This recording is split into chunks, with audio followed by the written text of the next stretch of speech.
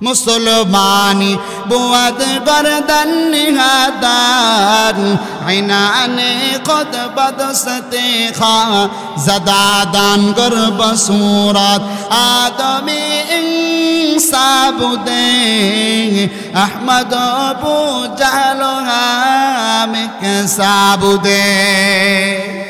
मोहतरम नाज़रीन, আল্লাহ রাসূলকে বোরাক যখন নিয়ে চলা শুরু করলেন, কিছু দূর যাওয়ার পরে রাসূল তাকায় দেখি একটা বৃদ্ধা রাসূলকে ডাকা আরম্ভ করে দিল।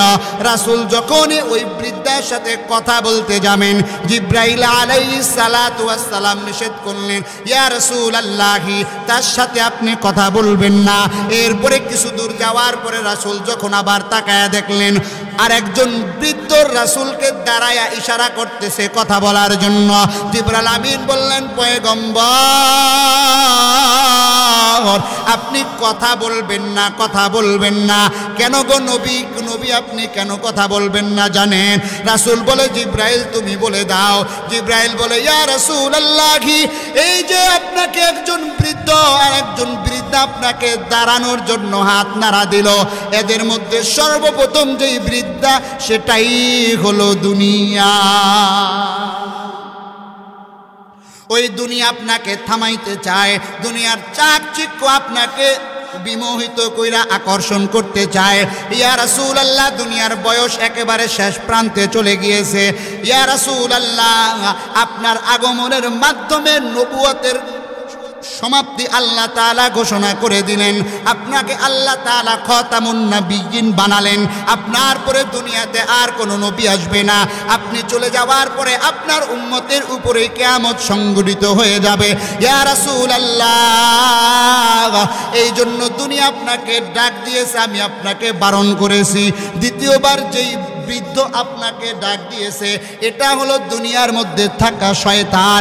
এই শয়তান আপনাকে থামাইতে চায়, শয়তান থামায়া থামায়া আপনাকে ধোঁকা দিবার চায়। এরপরে আল্লাহর রাসূল কিছু দূর যাওয়ার পরে হাদিসের মধ্যে বর্ণনা পাওয়া যায়, রাসূল মেরাজের মধ্যে যাওয়ার পরে গিয়া চলতি পথে তাকায়া দেখলেন একজনের বিশাল বিশাল নখ দিয়া তার নাক মুখের চামড়াগুলো খসাচ্ছে।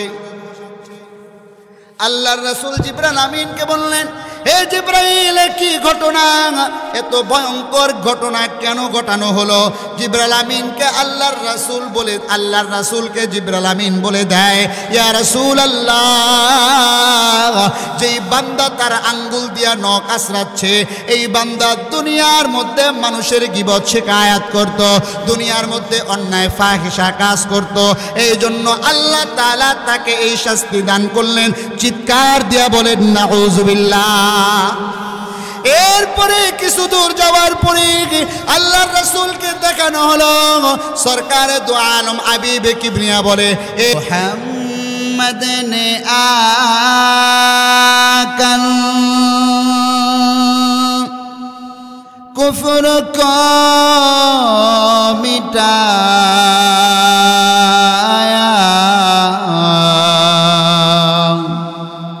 कुफर को मिटाकर सदाकत बताया, बलगल उला बिकमालिही कशफत दुजा बिजमालिही हसनत जमीउ खिसालिही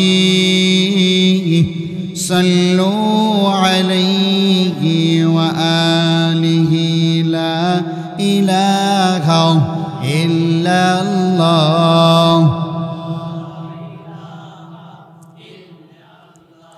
ला इलाहा इल्लल्लाह, ला इलाहा इल्लल्लाह, ला इलाहा इल्लल्लाह, ला इलाहा इल्लल्लाह, ला इलाहा इल्लल्लाह, ला इलाहा इल्लल्लाह, ला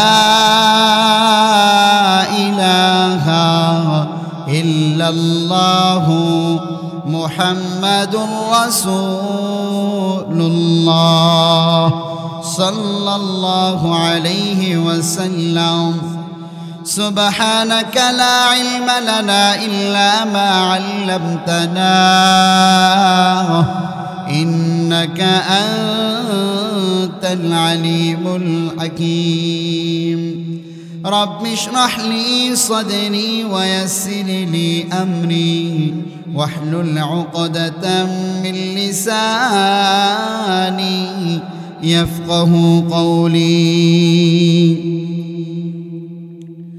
تکبیر میں کلمہ میں نمازوں میں اذاں میں تکبیر میں کلمہ میں نمازوں میں اذاں میں ہے نام الہی سے ملا نام محمد ہے نام الہی سے ملا نام محمد فرماتے ہیں آدم کے مجھے خلد تری میں فرماتے ہیں آدم کے مجھے خلد تری میں لکھا ہوا تو باب ملا نام محمد لکھا ہوا تو باب ملا نام محمد الحمدللہ সমস্ত প্রশংসা সেই মহামনিবের দরবারে যেই রব্বুল ইজ্জত ওয়াল জালাল আপনাকে আমাকে দুনিয়ার ঝামেলা থেকে মুক্ত করে আল্লাহ জাল্লা শানুহু আল্লাহ পাকের ঘর মসজিদের মধ্যে জুমার নামাজ আদায়ের জন্য একত্রিত করে দিলেন। এজন্য সেই মহামনিবের দরবারে হৃদয়ের গভীর থেকে সকলেই কালিমাত শুকর আদায় করি আলহামদুলিল্লাহ। মোহতারাম হাজিরিন, হায়াত এমন একটা দৌলত, এটা আস্তে আস্তে আস্তে আস্তে আমাদের জীবন থেকে ক্ষয় হয়ে যাচ্ছে, কইমা যাইতেছে। বরফ যেরকম ভাবে আস্তে আস্তে গলে যায়, এক একটা দিন আমার জীবন থেকে চলে যায়, কবর একটা দিন আমার কাছে চলে আসে, ঠিক না বে ঠিক? একটা দিন আমার জীবন থেকে চলে যায়, একটা মাস অতিবাহিত করে ফেলি, একটা বছর পার করে ফেলি। শয়তান আমাদেরকে ধোকায় ফেলায়, আগামী মাসে এটা করব, তারপরের মাসে ওটা করব, আগামী বছর এই কাজটা করব, এই আর 6 মাস কিস্তি আছে, এরপরে ওই কাজটা ধরব, ঠিক না বে ঠিক? কিন্তু এভাবে শয়তান কখনোই মনে করায় না যে এই 6 মাস চলে গেল, আমার জীবনের 6 মাস শেষ হয়ে গেল, কবর 6টা মাস আমার কাছাকাছি চলে আসছে। এটা কখনোই কি করে না, শয়তান বলে না। মেরে মোহতারাম দোস্ত বুজুর্গ, তো ঠিক এমন আমরা রজব মাস অতিবাহিত করে একেবারে শেষ প্রান্তে, আগামী সপ্তাহেই আমাদের শাবান মাস, এরপরেই আমাদের কাঙ্ক্ষিত রমাদানুল মুবারক। তার মানে রমজান আর বেশি বাকি নাই। আপনাদেরকে আগেও বলেছি, আবার মুযাকারাতান তাকনার জন্য আলোচনাটা আবার পুনরাবৃত্তি করি। রাসূল রজব মাস শুরুতেই বলতেন, দোয়া করতেন, আয় আল্লাহ রজব মাসে শাবান মাসে বরকত দাও। কিসের বরকত দাও? হায়াতে বরকত দাও, সুস্থতার মধ্যে বরকত দাও, মালি ওয়াসাআত দাও, আর্থিকভাবে সচ্ছলতা দাও, যাতে করে রমজান মাসে টাকার জন্য ছুটাছুটি করা না লাগে। আর আমরা করি এর পুরা বিপরীত, ঠিক না ঠিক? আমরা করি এর পুরা বিপরীত। আল্লাহর রাসূল এই জন্য দোয়া করতেন, যাতে করে রমজান মাসে সুস্থ শরীরে রিজিকের পেরেশানি মুক্ত হইয়া আল্লাহ পাকের ইবাদতে যেন নিজেকে আত্মসমর্পণ করতে পারি। এই জন্য রাসূল দোয়া করতেন, আল্লাহুম্মা বারিক লানা ফি রজব ওয়া শাবান ওয়া বাল্লিগনা রমাদান। হাবিব কিবরিয়া সরকার দো আলম রাসূল আরবি সাল্লাল্লাহু আলাইহি ওয়া আলিহি ওয়াসাল্লাম সর্বদা দোয়া করতেন যে রাসূলের জিন্দেগিতে কোনো গুনাহ না হয়, সেই রাসূল আমাদেরকে দোয়া শিক্ষা দিয়া কিয়ামত পর্যন্ত আনেওয়ালা উম্মতদেরকে এই মেসেজটা জানাতে চায়, হে মুমিন উম্মত, আল্লাহ পাকের দরবারে কেমন করে দোয়া করতে হবে রাসূলের জিন্দেগি থেকে শিখে না।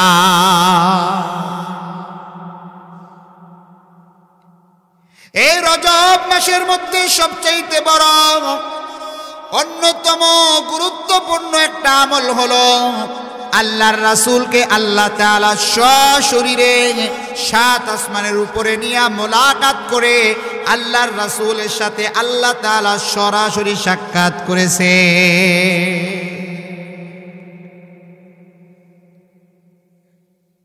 মেরাজ সেটা দুইটা অংশ। কয়টা অংশ?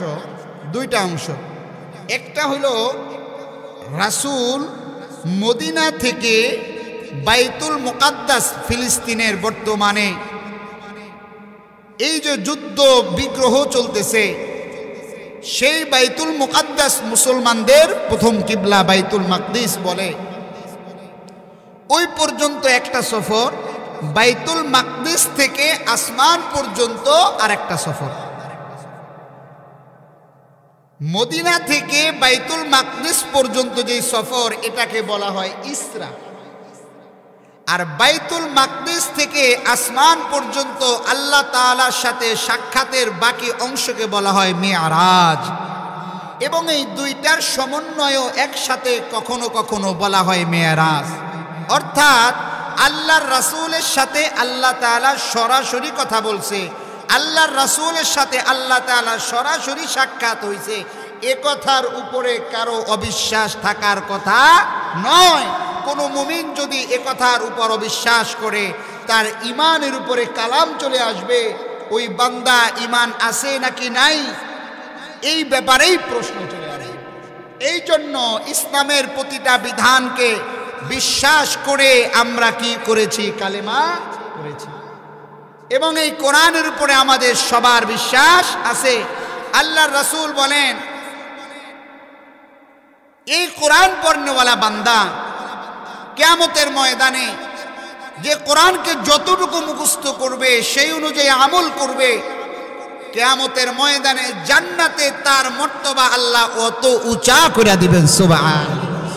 قال النبي صلى الله عليه وآله وسلم يقال لصاحب القرآن اقرأ وارتقي ورتل كما كنت ترتل في الدنيا فإن منزلك عند آخر آية تقرأها أو كما قال النبي عليه الصلاة والسلام। सरकार तो आलम हबीब किबरिया बोले, হে দুনিয়ার উম্মত, কিয়ামতের ময়দানে আল্লাহর তরফ থেকে আপনাকে আমাকে বলা হবে, দুনিয়ার মধ্যে যারা কোরআনকে তেলাওয়াত করেছে, দুনিয়ার মধ্যে যারা কোরআন অনুযায়ী আমল করেছে, কিয়ামতের ময়দানে আল্লাহ তাআলা বান্দাদেরকে বলবে, রে গোলাম, আজকে তুমি কোরআনুল কারীম তেলাওয়াত করো, আজকে তুমি কোরআন পড়তে থাকো সুন্দর করে তারতিল সহকারে, যতটা সুন্দর করে দুনিয়াতে তুমি আল্লাহ তাআলার সন্তুষ্টির জন্য তেলাওয়াত করেছিলা, আজকে তুমি তেলাওয়াত করতে করতে করতে করতে তোমার তেলাওয়াতের আয়াতকৃত তেলাওয়াতের আয়াত যেইখানে গিয়া শেষ হয়ে যাবে, ওইখানে গিয়া বান্দা তোমার মর্তবাকে আল্লাহ তাআলা বুলন্দ করে দিবে। মুহতারাম নাজিরিন, এই কালামুল্লাহর মধ্যে আল্লাহ তাআলা 15 নাম্বার পড়ায় মেরাজ সম্পর্কে শোনায়া দেয়। সুবহানাল্লাযী আসরা বিআবদিহি লাইলাম মিনাল মাসজিদিল হারাম ইলাল মাসজিদিল আকসাল্লাযী বারাকনা হাওলা লিনুরিয়াহু মিন আয়াতিনা। আল্লাহর রাসূল তার চাচাতো বোন উম্মে হানির ঘরে ঘুমন্ত তন্দ্রাচ্ছন্ন, এমত অবস্থায় আসমান থেকে জিবরাইল আমিন আল্লাহর রাসূলের কাছে আসলেন। আসার পরে আল্লাহর রাসূলকে ঘুম থেকে আদরের সাথে জাগালেন। জাগানোর পরে আল্লাহর রাসূলকে নিয়ে হাতিমে কাবা জমজম কুয়ার পাশেই যারা হজে গিয়েছেন, তাওয়াফে জিয়ারত করেছেন, তারা বলতে পারবেন হাতিমে কাবা একটা জায়গা আছে। আল্লাহর রাসূলকে সেখানে গিয়া বসানো হলো। আল্লাহর রাসূল আবার ঘুমায়া পড়লেন। এরপরে রাসূলকে আবার ঘুম থেকে জাগ্রত করিয়া এরপরে স্বর্ণের একটা পাত্রের মধ্যে সরকারে দু আলম হাবিবে কিবরিয়াকে আল্লাহর রাসূলের কলিজা মুবারকটাকে বের করিয়া স্বর্ণের পাত্রের মধ্যে আল্লাহর রাসূলের কলিজাটাকে সেখানে দোয়ায়া মুসায়া এরপরে রাসূলের বক্ষের মধ্যে আবার ঢুকায়া দিলে। আল্লাহর রাসূলের জীবদ্দশায় 4 বার শাক্কে সদর হয়েছিল।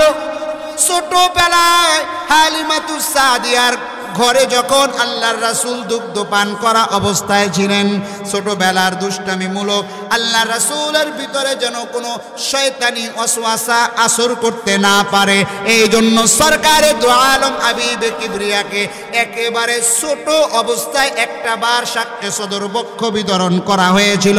আর একবার 20 বছর বয়সে সরকারে দু আলম হাবিবে কিবরিয়া সাল্লাল্লাহু আলাইহি ওয়া আলিহি ওয়াসাল্লাম 20 বছর বয়সে জওয়ানির কোনো প্রভাব যেন রাসূলের উপরে পড়তে না পারে, জওয়ানির কোনো আসর যেন রাসূলের উপরে পড়তে না পারে, এই জন্য 20 বছর বয়সে আল্লাহ তাআলার পক্ষ থেকে জিবরাইল আমিন রাসূলকে আরেকবার বক্ষ বিতরণ করেছে। তৃতীয়বার যখন রাসূল গারে হিরার মধ্যে ধ্যানমগ্ন ছিলেন, রাসূল যখন ওহী আসার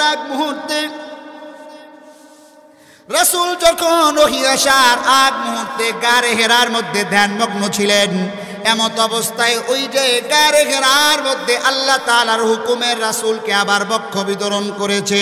সর্বশেষ রাসূল যে আল্লাহ তাআলার সাথে মোলাকাত করতে যাবে, 7 আসমানের উপরে এত সুন্দর জায়গা, এত পাওয়ারফুল নূরের তাজাল্লি, আল্লাহর রাসূল যেন ওনার এই চর্মচক্ষু দিয়া দেখতে পারে, ওনার বডিকে পাওয়ারফুল করার জন্য হযরতে মূসা আলাইহিস সালাতু ওয়াস সালাম আল্লাহকে বলেছিলেন, আয় আল্লাহ তোমাকে দেখতে চাই। আল্লাহ বলেছিলেন, ক্বালা লান তারানি, হে মূসা আমাকে দেখতে পারবা না, কারণ আমি আল্লাহর যে নূর আছে, আমি আল্লাহর যে জালালি নূর আছে, সেই নূর মূসা তুমি দেখতে পারবা না। হে মুমিন ভাই, তাহলে প্রশ্ন হলো কিয়ামতের ময়দানে জান্নাতের মধ্যে মুমিন বান্দারা কিভাবে আল্লাহ তাআলার দিদার লাভ করবে? মুফাসসিরিনে কেরাম, মুহাদ্দিসিনে কেরাম ব্যাখ্যায় বলে দিলেন, দুনিয়ার মধ্যে সূর্যের যেমন একটা আলো আছে, দুনিয়ার মধ্যে চাঁদেরও যেমন একটা আলো আছে রে ভাই। চাঁদের আলোটা অনেক ঠান্ডা পাওয়া যায়, সূর্যের আলোটা অনেক পাওয়ারফুল পাওয়া যায়। দুনিয়ার মধ্য থেকে কোনো বান্দা আল্লাহ তাআলাকে দেখতে পারবে না। আল্লাহ তাআলা বলেছিলেন, ওয়ালাকিন ইনজুর ইলাল জাবাল, হে মূসা ওই পাহাড়ের দিকে তাকাও, আমি আল্লাহর নূর দেখতে পাইবা। অনেকে আবার বলে, আমরা যে সুরমা দেই না, কি বলেন সুরমা, বলে তুর পাহাড়ে আল্লাহর নূর ফালাইছে, এরপরে বলে পুরা ছাই হয়ে গেছে নাকি, ওইটা সুরমা হয় না। এটা ভুল কথা। এটা কি কথা? এটা ভুল কথা। এটা একটা খনিজ পদার্থ। আমার যতদূর জানা, এটা কি পদার্থ? এটা খনিজ পদার্থ। যাক, ওদিকে আলোচনায় যাব না। আলোচনা হলো মেরাজ নিয়ে। আল্লাহর রাসূল হাতিমে কাবার সামনে বসা ছিলেন, মনে আছে তো? এরপরে হযরতে জিবরাইল আলাইহিস সালাম বুরাক নামক জান্নাতি একটা বাহন নিয়ে রাসূলের কাছে হাজির হয়ে গেলেন। রাসূলের কাছে হাজির হওয়ার পরে সেই বুরাক, আল্লাহর রাসূল বুরাকের পিঠে চড়ে বসলেন। বোরাকটা এত সুন্দর, ঘোড়ার মতো দেখা যায়, 2টা পাখনা আছে। এর সৌন্দর্য বর্ণনা করে শেষ করা যাবে না। বোরাকটা তার চোখের দৃষ্টি সীমা যতদূর চলে যায়, একটা কদম থেকে আরেকটা কদম ততদূর পর্যন্ত চলে যায়। মুসলমানি বুয়াদ গরদান নিহাদান আইনানে কদ বদসতে খা জাদাদান গর্ব সুরাত আদমি সাবুদে আহমদ আবু জাহল হামকে সাবুদে। মোহতারাম নাজরিন, আল্লাহ রাসূলকে বোরাক যখন নিয়ে চলা শুরু করলেন, কিছু দূর যাওয়ার পরে রাসূল তাকায় দেখি একটা বৃদ্ধা রাসূলকে ডাকা আরম্ভ করে দিল। রাসূল যখনই ওই বৃদ্ধার সাথে কথা বলতে যাবেন, জিব্রাইল আলাইহিস সালাতু ওয়াস সালাম নিষেধ করলেন, ইয়া রাসূলুল্লাহি, তার সাথে আপনি কথা বলবেন না। এরপরে কিছু দূর যাওয়ার পরে রাসূল যখন আবার তাকায় দেখলেন আর একজন বৃদ্ধ রাসূলকে দাঁড়ায়া ইশারা করতেছে কথা বলার জন্য। জিবরাইল আমিন বললেন, পয়গম্বর, আপনি কথা বলবেন না, কথা বলবেন না। কেন গো নবী, নবী আপনি কেন কথা বলবেন না জানেন? রাসূল বলে, জিবরাইল তুমি বলে দাও। জিবরাইল বলে, ইয়া রাসূলুল্লাহি, এই যে আপনাকে একজন বৃদ্ধ আর একজন বৃদ্ধা আপনাকে দাঁড়ানোর জন্য হাত নাড়া দিল, এদের মধ্যে সর্বপ্রথম যেই বৃদ্ধা সেটাই হলো দুনিয়া। ওই দুনিয়া আপনাকে থামাইতে চায়, দুনিয়ার চাকচিক্য আপনাকে বিমোহিত কইরা আকর্ষণ করতে চায়। ইয়া রাসূলুল্লাহ, দুনিয়ার বয়স একেবারে শেষ প্রান্তে চলে গিয়েছে। ইয়া রাসূলুল্লাহ, আপনার আগমনের মাধ্যমে নবুয়তের সমাপ্তি আল্লাহ তাআলা ঘোষণা করে দিলেন। আপনাকে আল্লাহ তাআলা খাতামুন নবিয়্যিন বানালেন। আপনার পরে দুনিয়াতে আর কোনো নবী আসবে না। আপনি চলে যাওয়ার পরে আপনার উম্মতের উপরে কিয়ামত সংঘটিত হয়ে যাবে।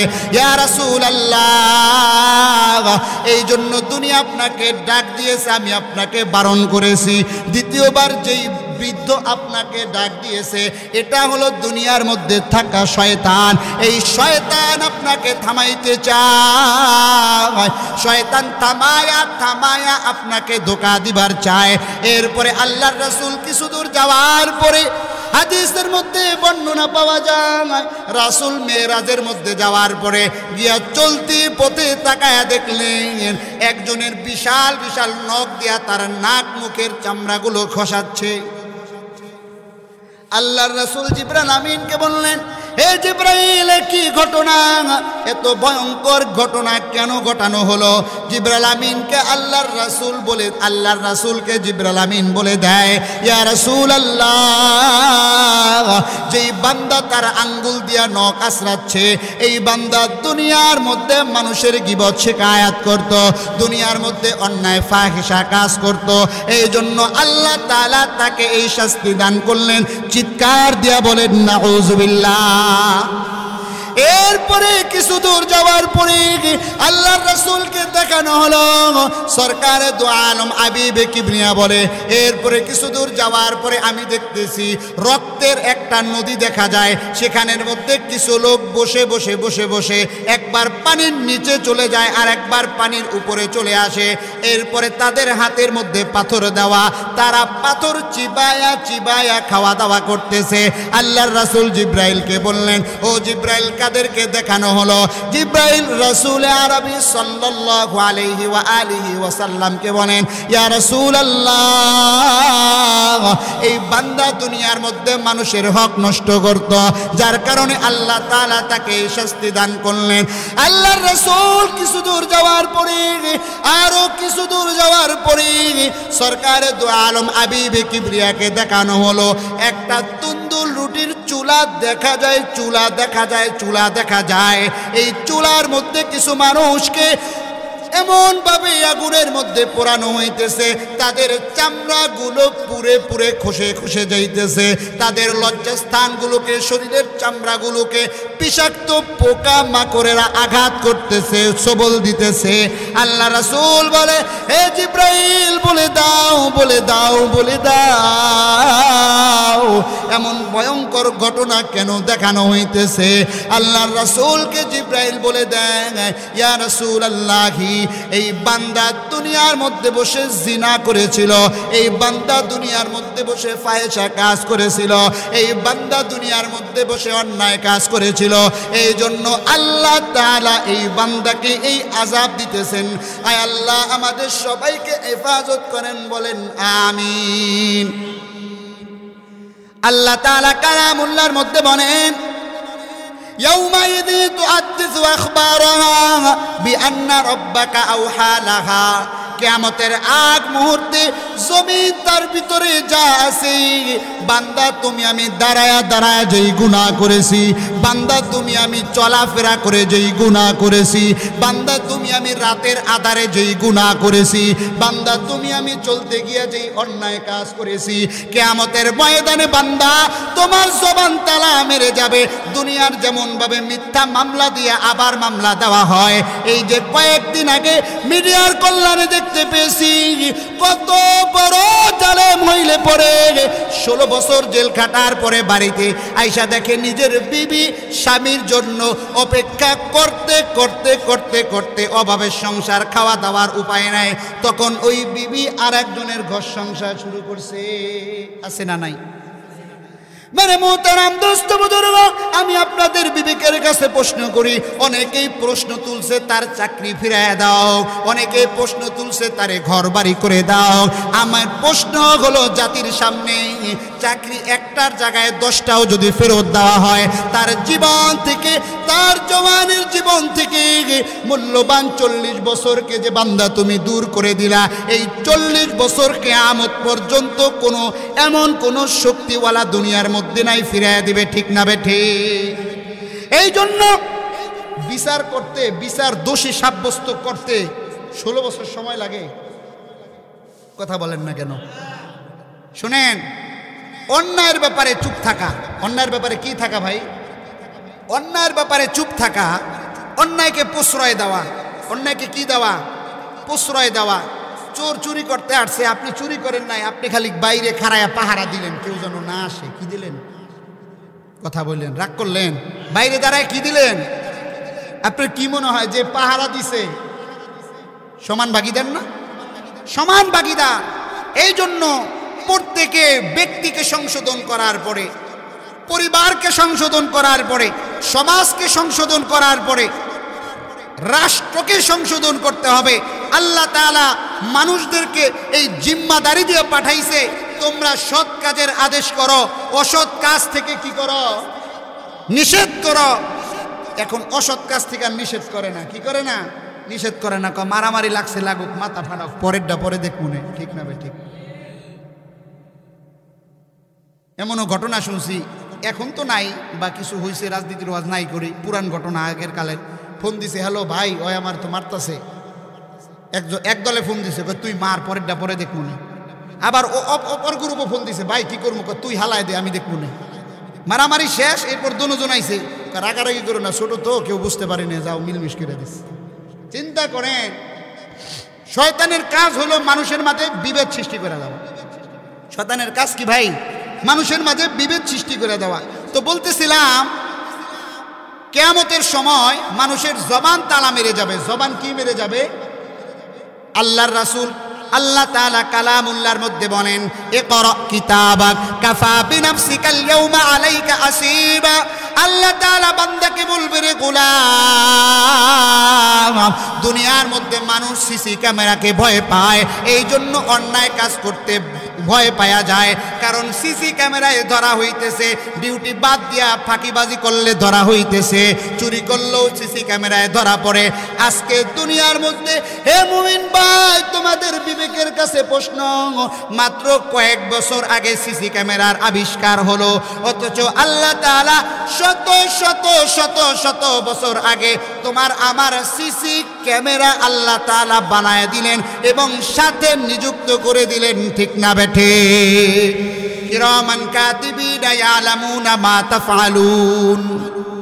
বান্দা কিয়ামতের ময়দানে আমলনামায় হাতে পায়া বান্দা আফসোস করবে, আর পড়া শুরু করবে, আর বলবে, মালি হাদাল কিতাব লা ইউগাদিরু সগীরাতান ওয়ালা কাবীরাতান ইল্লা আহসাহা। বান্দা আমলনামা হাতে পায়া বলবে, মালি হাদাল কিতাব, কোন কিতাব আমার হাতে দেওয়া হলো যেই কিতাবের মধ্যে জাররা থেকে জাররা পরিমাণ ভুল নাই? কোন কিতাব আমার হাতে দেওয়া হলো যেই কিতাবের মধ্যে আল্লাহ তাআলা আদনা থেকে আদনা কোনো জিনিসও আল্লাহ তাআলা ছাড় দেন নাই? বান্দা রাতের আধারে চলতে গিয়ে যেই গুনাহ করেছো এটাও আল্লাহ তাআলা আমলনামার মধ্যে উঠিয়ে দিলেন। কিয়ামতের ময়দানে আল্লাহ তাআলা যখন বান্দাকে জিজ্ঞাসা করবে, বান্দা বলবে না আল্লাহ আমি পুরা সুফি ছিলাম। আল্লাহ বান্দা কি বলবে? আল্লাহ আমার কোনো গুনাহ নাই। বান্দা কি বলবে? আপনি আমি বলবো আমার কোনো কি নাই, গুনাহ নাই। আমরা যেমন খাড়ার উপর পোল্ট্রি লয়ে এলাই, ঠিক না ভাই? ঠিক। আরে মিশা কথা এমন সুন্দরভাবে কয়, ওই যে ভোক্তা অধিদপ্তর আইলে দেখেন কিছু বুঝে না, শিশু বাচ্চা ইনোসেন্ট, কত করে কিনছো, হ্যাঁ কিছু বুঝে না, ঠিক না ভাই? ঠিক। আর মিশা কথাটা এমন সাজায় গুছাইয়া কয়, বিশ্বাস না করে উপায় না, ঠিক না ভাই? ঠিক। বড় আফসোস লাগে। আপনাদেরকে মাসালা বলেছিলাম, আল্লাহর নামে কেউ যদি ভিক্ষা চায় বা যে কেউ কিছু চায়, আল্লাহর ওয়াস্তে, কার ওয়াস্তে? আল্লাহর ওয়াস্তে যার কাছে চায় তার উপর দেওয়া কি হয়ে যায়? ওয়াজিব হয়ে যায়। এবার প্রশ্ন হলো, তাইলে গরিব কি আল্লাহর জন্য চাইতে পারে না? হ্যাঁ পারে। যদি শরীয়ত যদি দেখে, ইসলামী খেলাফত যদি দেখে এই বান্দা আল্লাহর নাম দিয়া মিথ্যা কথা বলে টাকা চাইতেছে, তাইলে এই বান্দাকে শাস্তির আওতায় আনতে হবে। এখন এমনভাবে কাইন্দা কাইটটা লেটকায়া পড়ে, পাও একটা দেখবেন নিজেরাই ইনজেকশন দিয়ে ছোট বানায় নেয়, ঠিক না ভাই? ঠিক। ভুল বললাম কিনা? মোবাইলে সার্চ দিয়া দেখেন, আছে না নাই? মেরে মোহতারাম দোস্ত বুজুর্গ, বান্দা জায়গায় বলবে আল্লাহ এটা করি নাই, তখন আল্লাহ তাআলা সূরা ইয়াসিনের মধ্যে সুন্দর করে বলে, اليوم نختم على أفواههم وتكلمنا أيديهم وتشهد أرجلهم بما كانوا يكسبون। আল্লাহ তাআলা বান্দাকে বলে, রে গোলাম, اليوم نختم على أفواههم, তোমার জবান আর কথা বলবে না, কথা বলবে না, কথা বলবে না। وتكلمنا أيديهم, বান্দা তোমার হাতগুলো কথা বলা শুরু করবে। ওয়াতাশহাদু আরজুলুহুম, বান্দা কোথায় গিয়ে অন্যায় করেছো, কোন জমিনের উপরে দাঁড়ায়া অন্যায় করেছো, এটা আল্লাহর দরবারে সাক্ষী দিবে। যারা নেক আমল করবে ফেরেশতারা আমলনামা নিয়ে বান্দার হাতে যখন দেওয়া শুরু করবে, ওয়া আসহাবুল ইয়ামিন মা আসহাবুল ইয়ামিন ফি সিদরিম মাখদুদিন ওয়া তালইম মামদুদ ওয়া যিল্লিম মামদুদিন ওয়া মাইম মাসকুব ওয়া ফাকিহাতিন কাসীরা। যখন যারা ডান হাতে আমলনামা পাবে তারা খুশিতে সবাইকে দেখাইতে থাকবে, আমার ভাগ্য কত ভালো, আমার ভাগ্য কত সুন্দর, আল্লাহ তাআলা আমাকে ডান হাতে আমলনামা দিছে। আর যাদের আমলনামা বাম হাতে দেওয়া হবে, আল্লাহ তাআলা ফেরেশতাদেরকে ডাক দিয়া বলবেন, ও আমার ফেরেশতারা, এই বান্দারা দুনিয়ার মধ্যে বসে আমি আল্লাহ তাআলা তাকে বিশাল একটা ডিসকাউন্ট অফার দিয়া দিয়েছিলাম, বান্দা যদি মৃত্যুর আগ মুহূর্তেও তওবা করতো আমি আল্লাহ কবুল করে নিতাম। কারণ এক বান্দা ঘটনা বর্ণিত আছে, মূর্তির সামনে দাঁড়াইয়া দাঁড়াইয়া 40 বছর সনাম সনাম সনাম, আরবিতে মূর্তির আরেকটা নাম হলো সনাম। 40 বছর ওই বান্দা মূর্তিকে সামনে রেখা সনাম সনাম বইলা তসবিহ পড়ে, কিন্তু মূর্তি তার কোনো জবাব দেয় না। হঠাৎ করে 40 বছর পরে বান্দা বেখেয়ালে সমাদ শব্দটা বের হয়ে গিয়েছে। সমাদ হলো আল্লাহ তাআলার গুণবাচক একটা নাম। কুল হুয়াল্লাহু আহাদ আল্লাহুস সামাদ লাম ইয়ালিদ ওয়া লাম ইউলাদ ওয়া লাম ইয়াকুল লাহু কুফুয়ান আহাদ। আল্লাহ তাআলার গুণবাচক একটা নাম হলো সামাদ। বান্দা বলতে দেরি, আল্লাহ তাআলা তো বান্দার জন্য অপেক্ষায় থাকে। আল্লাহ তাআলার রাসূলকে জানায়া দেয়, ইদা তাকাররাবাল আবদু ইলাইয়া শিবরা তাকাররাবতু মিনহু দিরাআ ওয়া ইদা তাকাররাবাল আবদু ইলাইয়া দিরাআ তাকাররাবতু মিনহু বাআ ওয়া ইদা আতানি ইয়ামশি আতাইতুহু গারওয়ালাতান আও কামা ক্বালা আন-নাবিয়্যু আলাইহিস সালাতু ওয়াস সালাম। আল্লাহ রাসূল বলেন, যেই বান্দা আল্লাহ তাআলার দিকে তওবা করে এক হাত আগায়া যায়, আল্লাহ তাআলার রহমত ওই বান্দার দিকে 2 হাত আগায়া যায়। যেই বান্দা আল্লাহ তাআলার রহমতের দিকে 1 বিঘা আগায়া যায়, আল্লাহ তাআলার রহমত ওই বান্দার দিকে 2 বিঘা আগায়া যায়। যেই বান্দা আল্লাহ তাআলাকে ভালোবেসে যেই বান্দা তওবা করে হৃদয়কে নরম করে আল্লাহ তাআলার দিকে দৌড়াইয়া দৌড়াইয়া যেতে থাকে, হেঁটে হেঁটে যেতে থাকে, আসমানের মালিক আল্লাহ তাআলার রহমত নিয়া ওই বান্দার দিকে দৌড়াইয়া দৌড়াইয়া আগা। हकीकत से तो दुनिया बेखबर है, दुनिया की नुमाइश पर नजर है नमी गोयाम के आज दुनिया जुदा बाश बार कार के बाशी বা খোদা বাস। আল্লাহ তাআলা বলবেন বান্দার বাম হাতে আমলনামা দেওয়া হবে না, বান্দার বুকটাকে ছিদ্র করিয়া বান্দার বুকের মধ্যখান দিয়া বান্দার বাম হাতটাকে পিছনের মধ্যে ঢুকাইয়া এরপরে বান্দার পিছনে আমলনামা দিয়া দাও। ফেরেশতারা ডাক দিয়া বলবে আল্লাহ, বান্দার আমলনামা পিছনে বান্দার মাথা সামনে পড়বে কিভাবে? আল্লাহ তাআলা রাগান্বিত হইয়া বান্দাটাকে এত ভয় বান্দাকে রাগান্বিত হইয়া আল্লাহ তাআলা ফেরেশতাদেরকে ধমক দিয়া বলবেন, ও ফেরেশতারা, এই বান্দারা আমি আল্লাহ তাআলার নিয়ামত পায়া আমি আল্লাহ তাআলাকে মানি না, আজকে বান্দার ঘাটটাকে মোচড় দিয়া বান্দার ঘাটটাকে মোচড় দিয়া পিছনে ফিরিয়ে দাও। আয় আল্লাহ আমাদের সবাইকে হেফাজত করিয়েন, বলেন আমিন। আল্লাহর রাসূল এরপরে দেখলেন কিছু মানুষকে এরকম ভাবে শাস্তি দেওয়া হইতেছে। মেরে মোহতারাম দোস্ত বুজুর্গ, এরপরে আল্লাহর রাসূল বাইতুল মুকাদ্দাসে সেখানে যাওয়ার পরে আল্লাহর রাসূল ঊর্ধ্বগমনে চললেন। প্রথম আসমানে যাওয়ার পরে প্রথম আসমানের দুইটা দরওয়াজা আল্লাহ বানায় রাখছেন। একটা দরওয়াজা দিয়া বান্দার উপরে আল্লাহ তাআলার তরফ থেকে রিজিক চলে আসে, আর একটা দরওয়াজা দিয়া বান্দার নেক আমলগুলো আল্লাহর দরবারে পৌঁছে যায়। যখন দরজায় দাঁড়ায় গেছে, দরজার দারোয়ান বলে মান আনতা? জিব্রাইল বলে সাথে কারে নিয়ে আসছো? বলে মুহাম্মদ সাল্লাল্লাহু আলাইহি ওয়াসাল্লাম। বলে অনুমতি আসেনি? জিব্রাইল বলে হ্যাঁ অনুমতি আছে। প্রথম আসমানে যাওয়ার পরে হযরতে আদম আলাইহিস সালাতু ওয়াস সালামের সাথে দেখা হয়ে গেল। হযরতে আদম আলাইহিস সালামকে দেখায় বলে পয়গম্বর, ইনি হলেন আমাদের আদি পিতা, ইনি হলেন আমাদের, আর আমাদের জাতির পিতা কে? সবাই বলেন জাতির পিতা কে? এটা আবার পেছ লাগাই লাইছে, এটা আবার কি লাগাই লাইছে? পেছ লাগাইছে। আল্লাহ তাআলা কালামুল্লাহর মধ্যে বলেন মিল্লাতা আবিকুম ইব্রাহিম, মিল্লাতা আবিকুম ইব্রাহিম। জাতির পিতা আল্লাহ তাআলা বানাইছেন কাকে? ইব্রাহিম খলিলুল্লাহ। জাতির পিতা একজন, জাতির মাতা একজন, জাতির বিয়াই একজন, জাতির তালই একজন, সব বানাই নিলে কিভাবে চলবে? কোন মুসলমান এটা বিশ্বাস করতে পারে? বিশ্বাস করলে ইমান। পুরা শরীর ভালো, খালি রুহুটা নাই। কি নাই? কথা বুঝেন নাই। পুরা শরীর ভালো, কি নাই? তারা কি মানুষ বলবে? ডেড বডি, ঠিক না বে ঠিক? ঘটনা মনে বলছিলাম যে এক লোক ছেলে বিদেশ পাঠাইছে। কই পাঠাইছে? বিদেশ পাঠাইছে। এখন প্রতি মাসের 1 তারিখে প্রতি মাসে টাকা পাঠায়। 1 তারিখে ডাক পিয়ন, আগে তো পোস্ট অফিসে চিঠি আদান প্রদান হইতো, এখন তো মোবাইল হয়েছে। তো ওই যে খামে কইরা একটা লোক একজনের বাড়িতে আইসা, যার ছেলে বিদেশ গেছে, বাবার কাছে এসে টাকা দিয়া যায়। ওই লোকটা আবার গিয়া বাজার টাজার করে।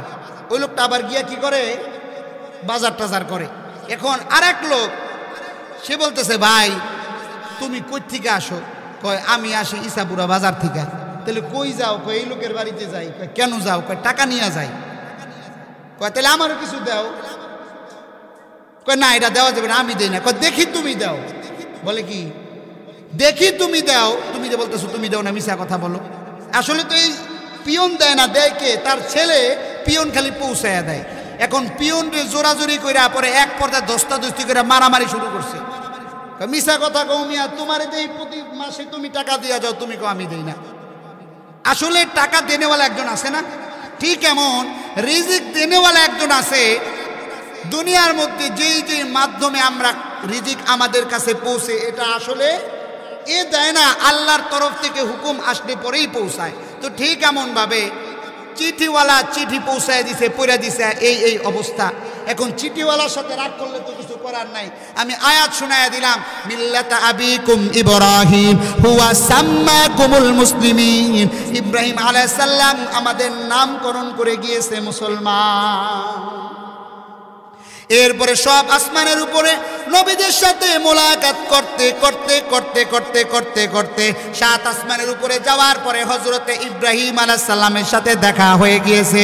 উনি বাইতুল মামুর, মুসলমানদের দুনিয়ার মধ্যে যেই কাবা আছে আমরা বাইতুল্লাহ তাওয়াফ করি, এই কাবা বরাবর উপরে 7 আসমানের উপরে আল্লাহ তাআলা একটা ঘর বানায় রাখছেন, নূরের তৈরি ঘর।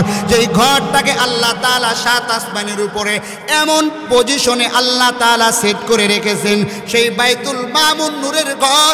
সেই বাইতুল মামুরের ছাদের উপরে যদি কোনো একটা পাথরের কঙ্কর ফেলে দেওয়া হয়, ওই পাথরের কঙ্করটা বাইতুল মামুরের ঠিক মধ্যখান দিয়া সপ্তম, ষষ্ঠ, পঞ্চম, চতুর্থ, তৃতীয়, দ্বিতীয়, প্রথম আসমানের মধ্যখান দিয়া বেদ করে জমিনে বাইতুল্লাহ কাবার ছাদের মধ্যখানে এসে পড়বে। সুবহানাল্লাহ বলেন না?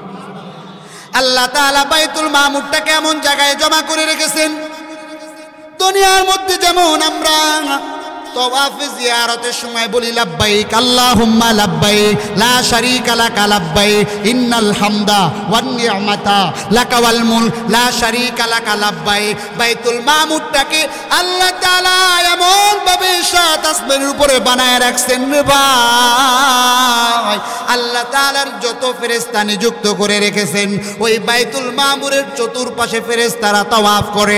যেই ফেরেশতা পৃথিবী বানানোর পর থেকে আজ পর্যন্ত একবার তাওয়াফ করেছে, ইসরাফিলের সিংহায় ফু দেওয়ার আগ মুহূর্ত পর্যন্ত ওই ফেরেশতা দ্বিতীয়বার বাইতুল মামুর তাওয়াফ করার অনুমতি না। আল্লাহ তাআলা বাইতুল মামুরটাকে কেমন ভাবে জমা করে রাখছেন মেরে মোহতারাম দোস্ত বুজুর্গ, 1 মিনিটে শেষ করে দিব। এরপরে কিছু দূর যাওয়ার পরে আল্লাহ তাআলা যখন জিবরাইল আমিন কিছু দূর যাওয়ার পরে দেখলেন সিদরাতুল মুনতাহা, মাখলুক চলাফেরার সীমান্ত এলাকা। জিবরাইল আমিন তুমি যত উপরে যাও, যত উপরে যাও সিদরাতুল মুনতাহা পর্যন্ত ব্রেক। মিকাইল যত উপরে যাও সিদরাতুল মুনতাহার উপরে যাওয়া যাবে না। জিবরাইল যত উপরে যাও সিদরাতুল মুনতাহার উপরে যাওয়া যাবে না। সিদরাতুল মুনতাহার উপরের যেই ফেরেশতা আল্লাহ নিযুক্ত করে রেখেছেন তারা দুনিয়ার মধ্যে আসতে পারে না। দুনিয়ার ফেরেশতারা সিদরাতুল মুনতাহার উপরে যেতে পারে না। জিবরাইল আমিন আল্লাহর রাসূলকে বলতেছেন, ইয়া রাসূলুল্লাহ আমার আর উপরে যাওয়ার অনুমতি নাই, আপনি চলেন। আমি যদি আর 1 কদম সামনে বাড়াই আমার পাকনা যা শরীর আছে সব পুরে ছাই হয়ে যাবে। আল্লাহু আকবার। আল্লাহ রাসূলের পরে ঊর্ধ্বগমনে চললেন। রাসূল পরে উপরে উপরে যাইতে যাইতে যাইতে যাইতে অনেক উপরে অনেক উপরে যাওয়ার পরে রাসূল বলে অন্ধকার অন্ধকার খালি জায়গা, অন্ধকার খালি জায়গা, অনেক উপরে যাওয়ার পরে এরপরে আল্লাহর রাসূল বলেন অনেক অনেক অনেক উপরে যাওয়ার পরে এরপরে আল্লাহর রাসূল বলে এরপরে দেখা যায় পানি আর পানি, পানি আর পানি। আল্লাহ তাআলা কুদরতের পানি, এত পরিমাণে বিশাল পানি। আল্লাহ তাআলার কুদরতের পানি শেষ হওয়ার পরে আল্লাহ রাসূল বলে সেই পানির উপরে দেখতেছি আল্লাহ তাআলার কুদরতের নূরের তৈরি আরশ। আল্লাহ তাআলার আরশটাও খালি দাঁড়ায় রয়েছে এমনটা নয়, 4 জন ফেরেশতা আল্লাহর আরশ নিয়ে দাঁড়ায় আছে। এই জমিনটা হলো প্রথম জমিন, এর নিচে আরো 6 জমিন, 7 জমিনের নিচে আল্লাহর আরশ বহনকারী ফেরেশতারা দাঁড়ায় আছে। এর উপরে যাওয়ার পরে আল্লাহ রাসূল বলেন আরো উপরে যাওয়ার পরে আল্লাহ তাআলার কুদরতের নূরের তৈরি চেয়ার বা কুরসি, সেই চেয়ার বা কুরসিটাও খালি না, 4 জন ফেরেশতা কাঁধে নিয়ে দাঁড়ায় আছে। তাদের পা হলো 7 জমিনের নিচে। আল্লাহ তাআলার যে কুরসিটা আছে সেটাও চতুর্পাশে পর্দা দিয়ে আটকানো। এক একটা পর্দা 500 বছরের লম্বা, এক একটা পর্দা 500 বছরের চওড়া, 2 পর্দার মাঝখানে 500 বছরের খালি জায়গা। এরকম একটা পর্দা নয়, 2টা পর্দা নয়, 70,000 নূরের পর্দা দিয়া আল্লাহ তাআলা তার আরশ কুরসিটাকে ঢাইকা রাখছে। আল্লাহর রাসূলের সাথে মুলাকাত দেওয়ার পরে ঘটনা বলেছিলাম আল্লাহর রাসূল আল্লাহর কাছে পেশ করলেন আত্তাহিয়াতু লিল্লাহি ওয়াস সালাওয়াতু ওয়াত তাইয়্যিবাত, সব প্রশংসা ইয়া আল্লাহ আপনার জন্য। আল্লাহ তাআলার কুদরতি জবান দিয়া বলে আসসালামু আলাইকা আইয়ুহান নাবিয়্যু ওয়া রাহমাতুল্লাহি ওয়া বারাকাতুহু, ও পয়গম্বর আপনার উপরও রহমত বর্ষণ হয়ে যায়। আল্লাহর রাসূল এবার বলে আসসালামু আলাইনা ওয়া আলা ইবাদিল্লাহিস সালিহিন, রহমত আমি একার জন্য নয়, কিয়ামত পর্যন্ত আনেওয়ালা যত উম্মত আছে সব উম্মতের জন্য আল্লাহ তাআলার রহমত বর্ষিত হয়ে যাক। আল্লাহ এবং তার রাসূলের কথোপকথন শুনা আল্লাহর কুরসি বহনকারী যেই ফেরেশতারা আছে তারা সঙ্গে সঙ্গে বলে দিল আশহাদু আল্লা ইলাহা ইল্লাল্লাহু ওয়া আশহাদু আন্না মুহাম্মাদান আবদুহু ওয়া রাসূলুহু। এরপরে রাসূল ঊর্ধ্বগমন থেকে দুনিয়ার মধ্যে আসলেন। লম্বা ঘটনা, শেষ প্রান্তে চলে এসেছি। আল্লাহর রাসূল সর্বপ্রথম 5 ওয়াক্ত নামাজ নিয়ে আসলেন। নাম্বার 2 হলো সূরা বাকারার শেষ 2 আয়াত আল্লাহর রাসূল নিয়ে আসলেন। নাম্বার 3 হলো যেই বান্দার জিন্দেগিতে শিরিকের কোনো গুনাহ থাকবে না, আওয়াজ করে বলেন কিসের গুনাহ?